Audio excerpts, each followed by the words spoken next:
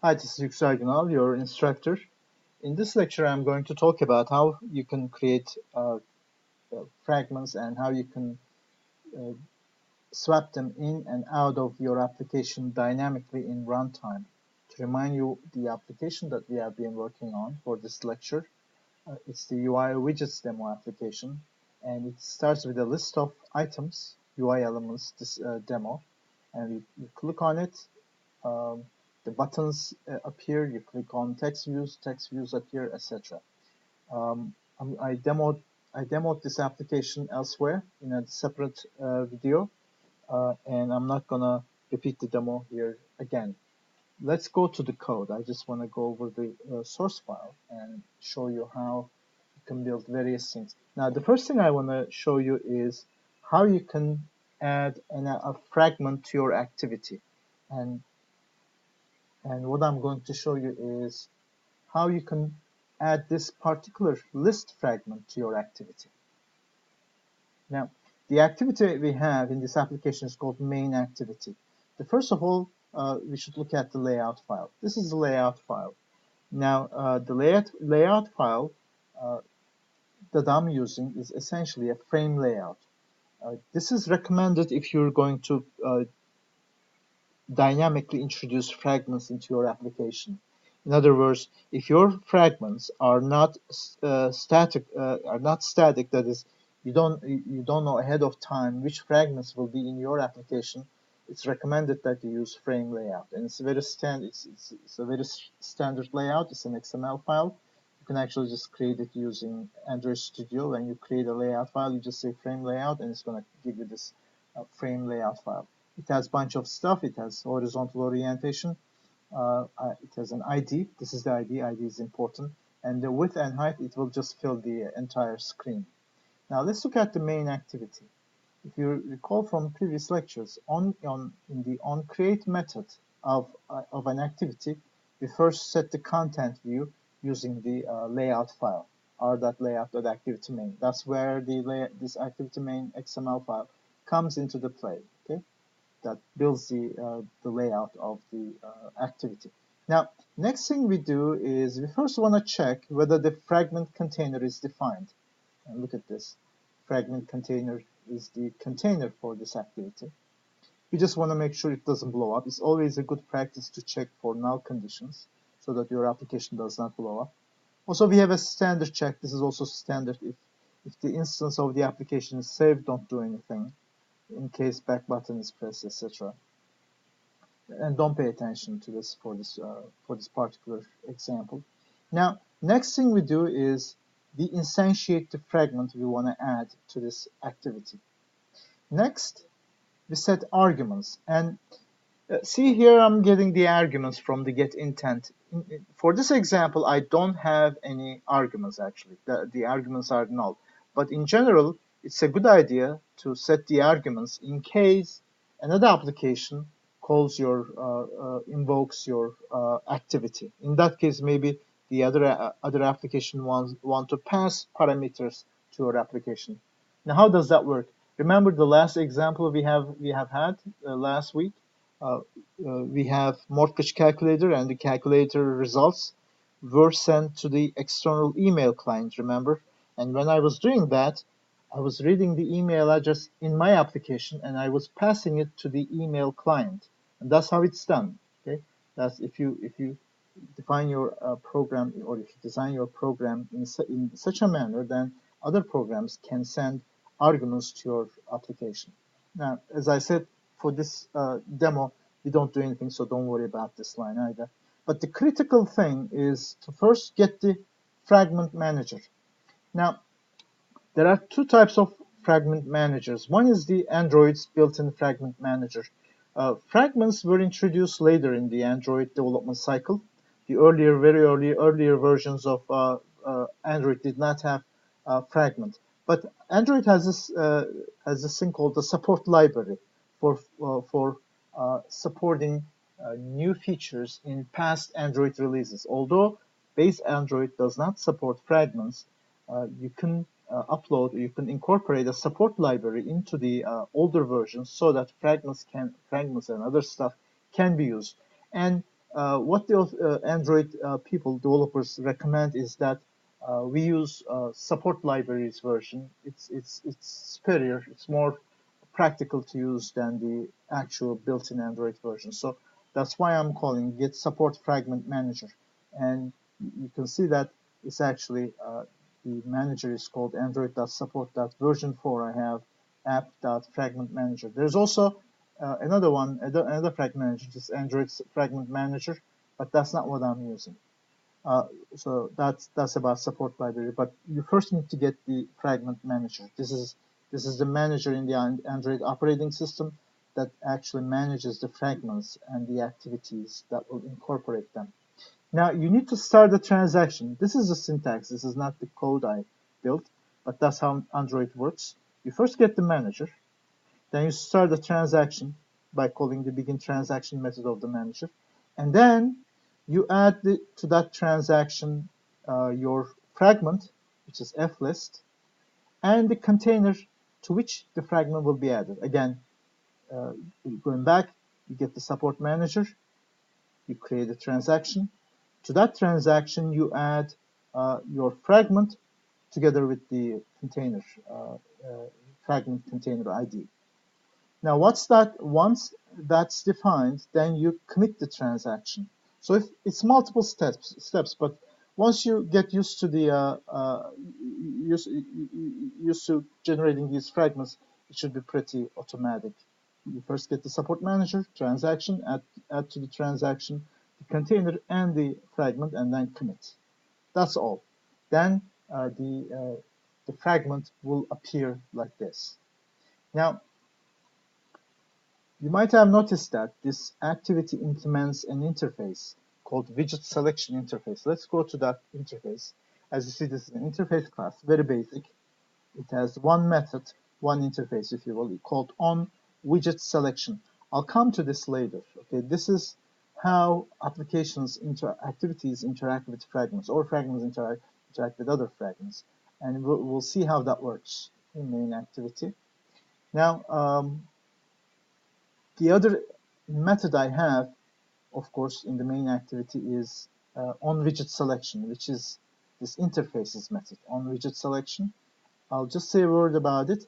This is the method that gets called when I click one of these buttons. Okay, when I click one of these items, buttons, text views, etc. When I click one of those, what's going to happen is that the list fragment will call back the activity, and the callback method will be this interface. I'll talk about it at length later in the lecture. Now let's move on to creating a list fragment. Now, as I said in this example, we're creating a list fragment. How does that work? Now, I actually use the Android Studio's wizard to create this list fragment. Let me show you how that works. File, new. You go to fragment, and then you say fragment list. When you do that, it's going to create a default list fragment for you, but it creates lots of default stuff, and some of which I don't need, so I'm not going to go through that, but you can play with it. I cut down all the stuff, but in short, what I have is, this is the class I named. It has to extend list fragment. Okay, this is a must. This is required. Now this I'll talk about later. Let me just add the private keywords so that we know what this is. This is the communication vehicle, if you will, back to the activity, and we'll talk about that later. Now I have in this example, let's go back to the example, various fragments. I have buttons fragment, text views fragment, date and time fragment, radio group fragment, checkbox fragment, and spinner fragment. Now, I define them as class attributes, class variables, button fragment, text views fragment. All of them are fragments, and we'll look at one or two of them in this lecture. Now, I create a string array of widgets, and it's buttons, text views, date and time, radio group, checkbox, spinner. Now, if you look at the application, those were exactly what appear here, and that's what I'm going to show you, how this string array appears in this application's list. Now, There is a basic method. There are a few default methods we should implement. One of them is attach, on attach, or rather, when a fragment is attached to the activity, automatically this method gets called. What I have here, again, is related to the communication business, a communication question between an activity and a fragment. What I'm doing here is that I'm verifying whether the activity that created this fragment implements widget selection interface. If it does not, then I'm saying, that's not the right class to activate this fragment. This is just an error. I'll come back to this again, the interface, later when I'm talking about communication. Now, let's talk about first on create view. One thing different between an activity and a fragment is that, going back to the activity layout, or how it's going to show up on Android, is determined in onCreate method. For fragments, it is onCreateView method, and by default it takes these parameters. Okay. Now, what I'll do here is that I'm going to create an array adapter, and that's how you build lists that I showed you on UI a bit earlier. That's how you build lists on Android, and it takes a couple of parameters. It takes the context of the inflator, layout inflator, and these are standard techniques, so you can just use these techniques in your future programs. It takes a layout, a basic Android built-in layout, simple list, and it takes widgets. See, the widgets are essentially the string array. Okay, so it takes this array, takes the string array as its constructor. Then I need to set the list adapter, and then I need to call the super or super classes on create view method. Okay? That's all I need to do. Okay? So that builds the UI. Now, what happens when when a user clicks on one of these items? Well, when an item is clicked, let me show you again this. So you click on one of these. What's going to happen is that this method will be invoked. This is the callback method for clicks on list fragments. Callback meaning if an event occurs, a particular method will be invoked, and that particular method is onListItemClick. Now, what I do is I first identify the position of the item that was clicked, and if you look at this ordering 0, 1, 2, 3, 4, 5, button, fragment, text view, etc., this list, these indices, correspond to the array index. For instance, this is the 0th element, if you will. The array indexes in the array indices start from 0 in Java and also C programming language. So this is 0. This is first, second, third, fourth, and fifth. So, for instance, 0, 1, 2, 3. The third position is radio group, and as you see, the case 3 corresponds to the radio group. So, given the position, I decide which fragment will appear in my application, and I want to make sure that that's defined, it's not null. And then I invoke the activity, which is callback listener, which is the main activity, and I invoke that method. Again, communication will come later, but I just want to show you at this time what happens when one of these items is clicked on the or selected on the list fragment. We'll come back to this a bit later. Now, let's look at what happens when a new fragment is to be added. Now, this is where we add a new fragment, and this is the interface method that gets called. If the fragment is null, we first look at the current fragment, okay? Current fragment in place. If it's null, we just create a transaction, we add the fragment to it, and then we commit. But if there is already an existing fragment, we don't want to add, we want to replace. So what we do is something different. We create again the transaction, but we, rather than calling add, we call the replace method, and still with the same parameters. where the fragment will be replaced and what fragment will be added. And there is a standard call, add to backstack. That's if you click the back button, you navigate back to the previous fragment, and then you commit. Okay? Commit the transaction. That's how we replace an existing fragment. And if you had watched the application demo, you might remember that when I click one of these list items, immediately I get a demo fragment corresponding to the selection. Buttons, if it's a button, the buttons are shown, etc.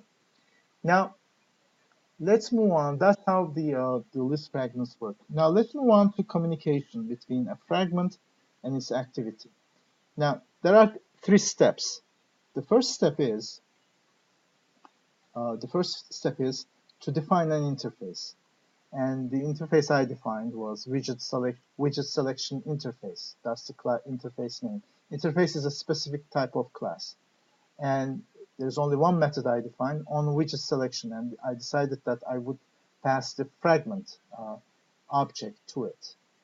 That is a fragment that I want to put into the container next.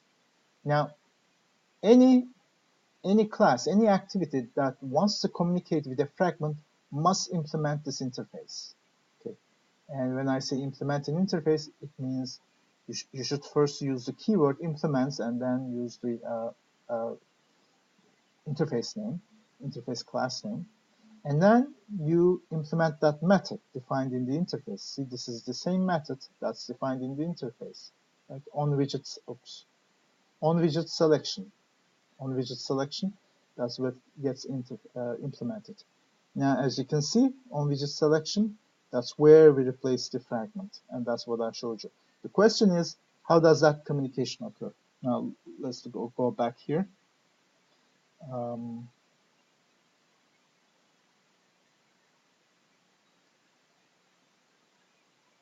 See this variable called mCallbackListener.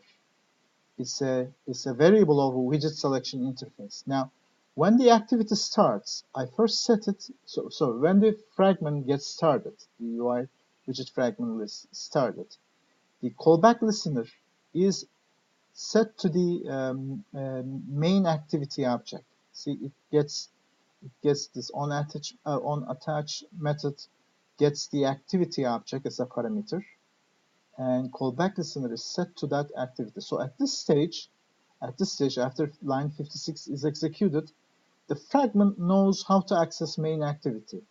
It's going to access via this variable. Okay, so this is the reference to the object to be called. Now, when onListItemClick method gets hit, when a user selects one of these items, we do mCallbackListener.call onWidgetSelection. That's the method we invoke. And that's the method here. So when a user clicks on one of the items, the first thing that happens is that the particular fragment is selected, and then the activities on widget selection method is called. And this is where the on widget selection code starts, line 55, and that's where we replace the fragment. That's how communication occurs. Again, the means to the communication, I summarize this in the lecture notes again, is 1, define an interface. 2, the listener, the entity to which information will be passed should implement the interface. Implementing the interface means it should say implements widget interface name. That's in the definition of the class. And then whatever methods are in that interface, it should actually define it.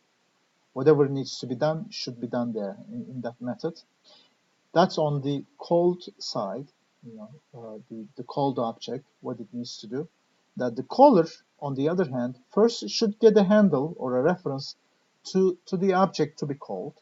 And I'm doing that when the fragment is attached to the activity. Then, when a certain action needs to be taken, the callback object should be invoked with that particular method defined in the interface. So 3 steps. define the interface, have the called object or the object to be called implement the interface, and the caller should actually call the actual object. So 3 steps. And that's all I'm going to talk about for list fragments and how we invoke an activity from a list fragment.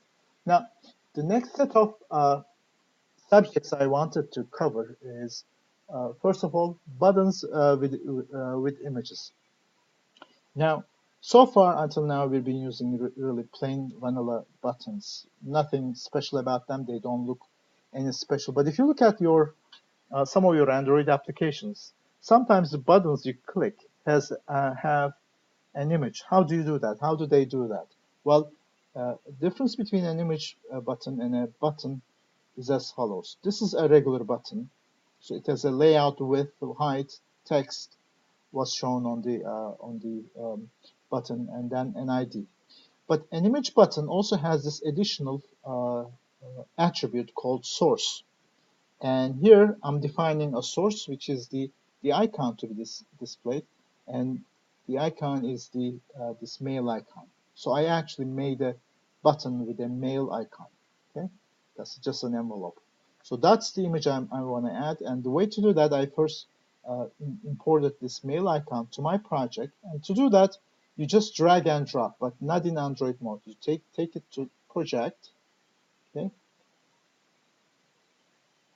expand, source, resources. It's a long story, but that's how Android Studio works. It has to be in project mode, and then let's say it's in one of your directories.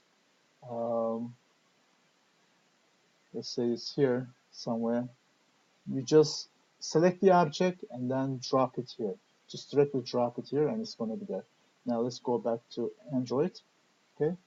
So once you have that, the objects, the image file name is mail_icon.png.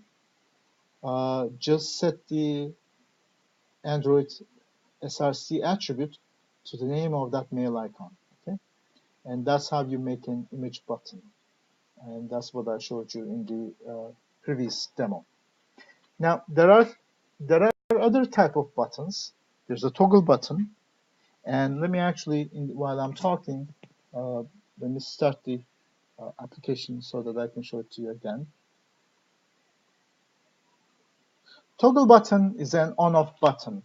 It looks like a regular button, but what it does is that it allows the user to switch back and forth between 2 values, on or off, up or down, etc., 0 or 1. Now, the regular button, same story, and switch is also a special kind of button. It is it also gives you an on-off feature. It's pretty much like toggle button, but look and feel looks nicer than the toggle button. Now, let's see what happens. Let's see how we can interact with some of these objects. Now, I'll show you switch. The other one, toggle button, also has the same story. Now, the first thing you do with just any other UI elements, just like with any other UI elements, is that you first find the element. Now, with fragments, there's one difference I need to tell you. Between one difference between activities and fragments that I need to tell you about is that for activities you just call find view by ID, but you cannot call that directly for fragments because view is built differently. Now, you first build the view, and this is a standard way of building the view. You just call first of all the super classes on create view, and then you call inflate the layout for the fragment, the container, and then a variable, a Boolean variable. We'll come to that later. Now, once you build the view, you use the views find view by ID method, and then you give the variable's name to the. Let me actually. Anyway, there are past examples where I've done this in activity. I was thinking maybe I would also show you an example from an activity, but we've done it in previous lectures, so I'm not going to repeat it again. But the only difference is that In the activity, we didn't have to specify the view. We just called find view by ID. That's because the view element was actually part of the hierarchy, the activity hierarchy. Now, switch button object reference is defined here. Then what you need to do, you need to invoke this method. You need to set a check change listener object. Now, this listener object is essentially a callback mechanism for events when a user clicks on a button. Now, the class to be instantiated is a compound button onCheck change listener. This is similar to kind of the other buttons. And the method to be implemented is onChange change. Sorry. So this is standard signature. This is not something we defined, but this is defined as part of this interface. Now, this implementation line 113 to 117 is done by me. And all I'm doing is that if it's checked, say switch on. If it's unchecked, say switch off. Actually, let me just run this. Start it again. The background. Now, toggle button is also similar. This is the ID is toggle button ID, and then I set the onChange listener method, and I'm giving an object which implements compound button that onCheck change listener interface. If you just click on this, so this is the interface. This is not again something I've defined. This is basic Android compound button interface onCheck change listener. This is the callback to be invoked when the check state of a compound button changes. Okay, and any class that wants to do something when this button is clicked on or off needs to implement this interface. That's the idea. Again, any object that needs to do something when when the state of this switch button changes needs to implement this interface, and that's why we're actually implementing it here. We want to do something. We just want to show a message that says, this button is checked or button is unchecked or switch is on, switch off. So those are the examples, and I'm going to show you that. But before I go that, I want to show you how a fragment, not a list fragment, but a regular fragment is defined. The very basic fragment is defined as a subclass of fragment class. So you define a class, view fragment extends fragment.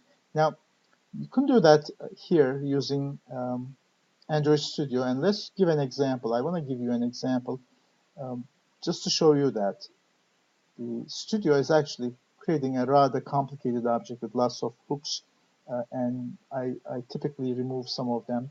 Let's create a fragment.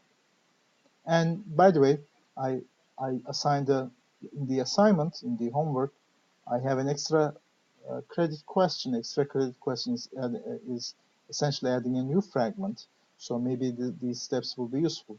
Let's just call this another widget fragment. See what Android Studio does.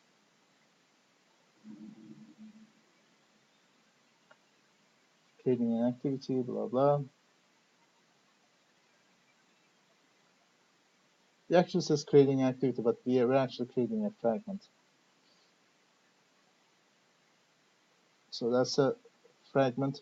I actually want to make it a view fragment. It's a subclass that I defined. Now,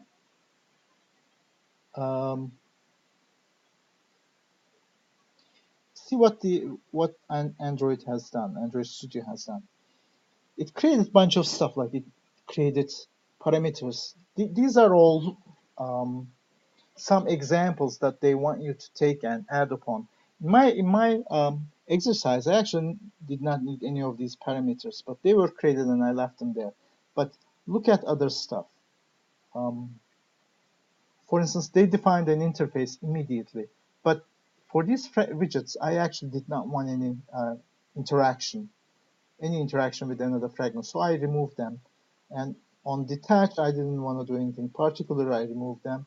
And since I wasn't interested in communicating with an activity or any other fragment, I removed them. On button press, I wasn't interested in a button press event. I removed it. So this was the, and I actually could have removed those parameters. I didn't really use them. I could have deleted them. I did not, but you can delete them. So I'm doing a lot of cleanup here. Of course, when I do the new instance, these parameters I can remove. I really don't need them. I can move those. Okay. So I'm doing a lot of cleanup here. See, I didn't need any of these, but those give you a lot of flexibility to develop various applications. Now, I didn't need those. So this is more bare bones, as you see. And I would do the following.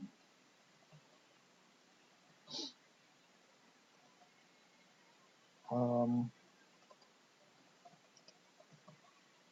and I would add to do something.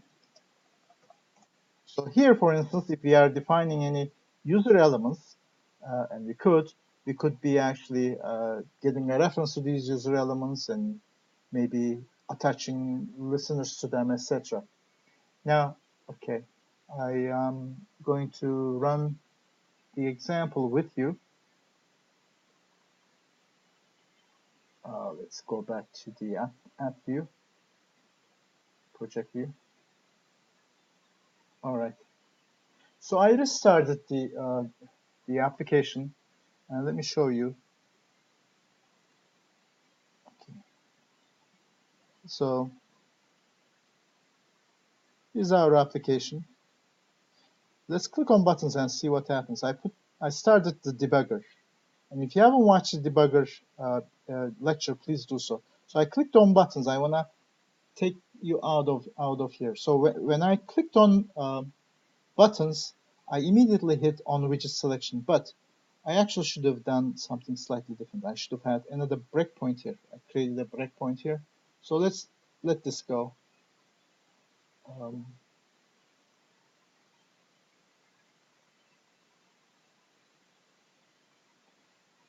So let's click buttons again. I got out of the debug mode. Anyway, I was just going to show you that in debug mode, I should be seeing these breakpoints hit and then flow through. But what happened is that when I clicked on buttons, I first come here, button fragment is selected, and then on widget selection gets called, which is actually implemented by main activity. Where is main activity? And this breakpoint gets hit, and then the rest is built. Now, let's see what happens when we're here. So I'm clicking on the email button. It says email button clicked. Now let's look at the switch again, on off. Okay. So when I do this, what gets executed is here. So this method is called, is checked, and when it's switch on is displayed. If it's switch off is displayed. Again, right here, switch off or switch on. Okay, that's how it works. Now let's look at the others. Text view, nothing special here. Different text sizes. What I wanted to cover next was a checkbox. See, when we click, say Bodrum or Antalya, how does this work? How am I able to display this text? That's what I'm going to show you. Now, I created a checkbox fragment for this purpose. Let's look at the resource file, layout, checkbox. See, that's how a checkbox is defined. It's very similar to other UI elements. You define a width and a height, give a text, give an ID, and then there is this additional attribute called checked, which is set to false here, checked set to true here. Now, if the state of checked is set to true, that means there will be, when the application starts, the checkbox will be actually checked. And what I had was, I think had Fethiye checked. So when the application first comes up, or sorry, fragment first comes up, when the fragment comes up, it will come with Fethiye checked, but Bodrum and Antalya unchecked. And this is how it works. Checked for Bodrum was false, for Fethiye was true, and for Antalya was false. Okay, so that's why the checkboxes appeared in this manner. Bodrum and Antalya unchecked, but Fethiye was checked. Now, uh, the way to interact with these checkboxes is as follows. Again, there is a bunch of stuff Android Studio starts. I created a method called setListener on Bodrum checkbox. Takes view, takes the checkbox name, ID, a text to be displayed when checked, and a text to be displayed when unchecked. Okay, let's go to that method. See what we do. We first get a handle on the checkbox variable, or the object, rather. So that gives us a reference to the checkbox object. And then I set a listener on check change listener on the checkbox, and it's an object of compound button dot on check change listener class, and all I have to do is implement this method on check change. Again, what I do here, if it's checked, I simply type in the or display the toast when checked string. If it's unchecked, then I display the toast when unchecked string. That's all about the checkboxes. Now let's move on to radio button group. Going back to the application, let's go back here. Radio button group. See, I have two radio buttons here, yellow and red. One of these is selected. Okay, and when I select red, it says red checked or yellow checked, or should have been selected maybe. Anyway, so let's see how that works. We have a layout file. You can create these layout files either visually by dragging and dropping, or you can actually just edit them manually. For radio group, you have to define a radio group with an ID. And if one of those radio buttons will be checked upon initialization, you define which one it is. You give the ID, and then usual width, height, and weight stuff. Now, weight is also optional. I had it here, but it's really optional. Then add the radio buttons individually. Now I have two of them here. I have the yellow and I have the red. And again, one of the homework assignments is to extend this to add another radio button. And you can see how you'll do that. You'll add another radio button here. You'll give a name, blue. You'll give another ID, etc. And then you should be able to proceed. Okay. In this radio group, in the example I give you, again, there are two radio buttons. In your example, in your homework, you'll have three. You're going to add a third one. Now let's see how we can interact with this radio group. Now again, I created this class using Android Studio. It creates bunch of additional stuff like parameters, etc. that I don't really need, but I left them there if you want to do some further enhancement on these applications. Now, the key thing is on create view coding. So we first create the view, then we need to we would like to add interaction to the radio group. So we first need to get a reference to the radio group object. Then we need to implement this time a different interface, which is radio group on checked change listener, not compound button, but on radio group on check change listener. Now it has a method called on check change. Method names are actually similar, actually exactly the same, except the signature. Signature is different, as you see. This one takes radio group. Now, what you need to check is the checked ID. Now, there are multiple radio buttons.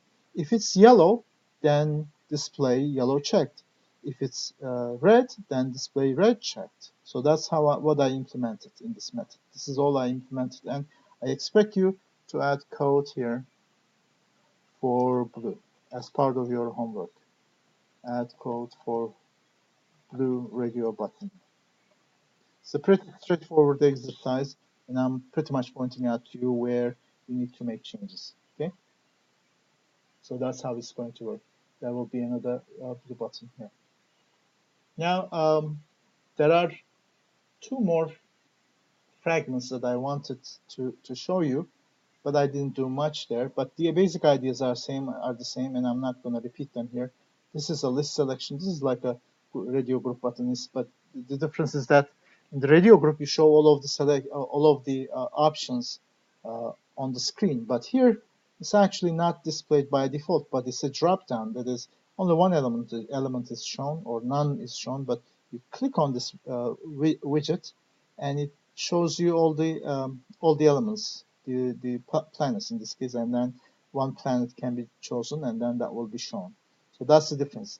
Again, interaction can be defined in a similar manner. You first get a reference to the spinner object. This is called a spinner, and then you implement a particular interface for changes in the spinner. That's all. You can look at the code. And that concludes my lecture on fragments and UI elements, the tour, if you like, if you will. So if you have questions, please send them to me or ping me on Hangouts or by other means. We can always have a TeamViewer session and look at your code. If there's something not clear, we can clarify it on TeamViewer. Okay? And some of you are using this feature, but not all of you. Do not hesitate to use the communication means. Okay?